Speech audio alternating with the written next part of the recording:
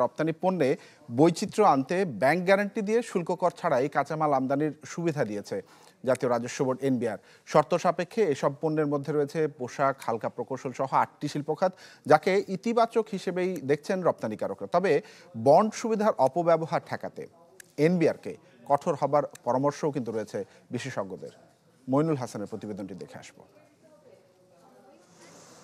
রপ্তানিতে পণ্য বৈচিত্র্যকরণে নানামুখী উদ্যোগ নেওয়া হলেও কাজের কাজ হয়নি কিছুই। ফলে দীর্ঘদিন ধরে নির্ভরতা রয়ে গেছে তৈরি পোশাকের ওপর। সবশেষ অর্থ বছরে যা ছিল প্রায় 82%। এমন বাস্তবতায় ব্যাংক গ্যারান্টি দিয়ে শুল্ক কর ছাড়াই কাঁচামাল আমদানির সুবিধা দিয়েছে এনবিআর।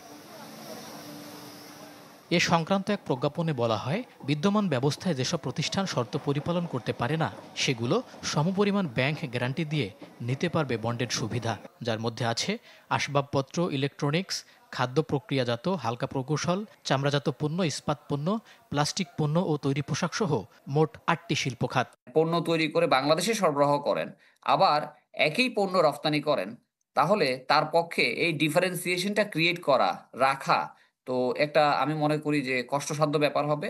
সেক্ষেত্রে এই যে পিরিয়ডিক মনিটরিং এর যে সিস্টেমটা বা ডকুমেন্টেশন ইস্যুটা রেখেছে, এই জিনিসটা আপনার যদি ফুললি ইমপ্লিমেন্ট করা যায় তাহলে হয়তো অপব্যবহার বা আপনি এই অসুবিধাটা দূর করা যাবে বলে আমি মনে করি। তবে এই সুবিধা নিতে কমপক্ষে 30% মূল্য সংযোজন করতে হবে সংশ্লিষ্ট প্রতিষ্ঠানকে। কাঁচামাল আমদানির 9 মাসের মধ্যে রপ্তানি করতে হবে উৎপাদিত পণ্য। তবে যৌক্তিক কারণ দেখিয়ে অতিরিক্ত আরও 3 মাস সময় বৃদ্ধি করতে পারবেন রপ্তানিকারকরা। রপ্তানি বৈচিত্র্যকরণে জাতীয় রাজস্ব বোর্ডের এমন সিদ্ধান্তকে তাই ইতিবাচক বলছেন বিশ্লেষক ও রপ্তানিকারকরা।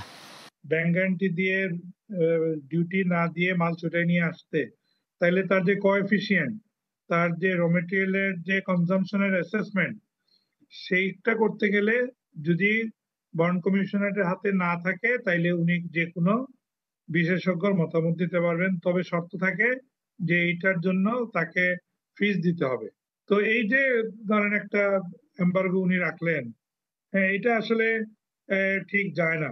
আমাদের ভ্যাট অনলাইন সিস্টেমকে আমরা যদি একটু আপগ্রেড করতে পারি, তাহলে ইম্পোর্ট রিলেটেড যে সমস্ত ডকুমেন্টেশন আছে এটা তো কাস্টমস দিয়েই সম্পন্ন হচ্ছে।